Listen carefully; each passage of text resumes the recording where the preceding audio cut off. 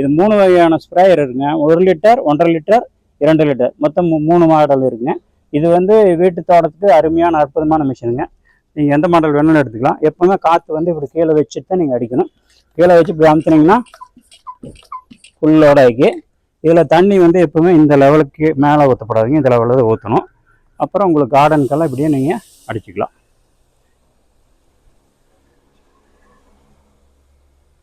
இது 1.5 லிட்டர் ஸ்ப்ரேயருங்க.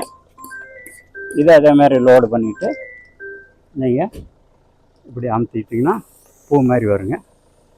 பக்கமாக இருக்கிறதுக்கெல்லாம் நீங்கள் பூ மாதிரி அடிச்சுக்கலாம். சின்ன சின்ன ரோசா செடி, வீட்டில் இருக்கிற செடிகளுக்கெல்லாம் இது அற்புதமான மிஷினுங்க. சின்ன சின்ன செடிகளுக்கெல்லாம் நல்லா அடிச்சுக்கலாம்.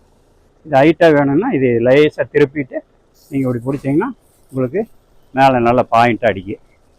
நீங்கள் ஹைட்டாக இருக்கிற மரத்துக்கெல்லாம் இதை வச்சு நீங்கள் அப்படி அடிச்சுக்கலாம். இது வந்து 1.5 லிட்டர் கெப்பாசிட்டிங்க.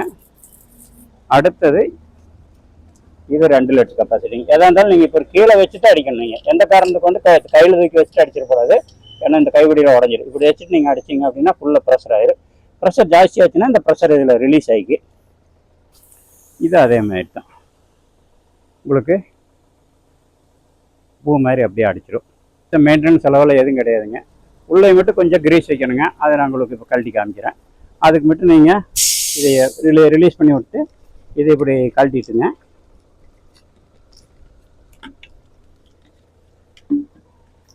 இதை நீங்கள் இங்கே கையில் பிடிச்சிட்டு இப்படி கழட்டினீங்க அப்படின்னா இது கழண்டு வந்துடுங்க.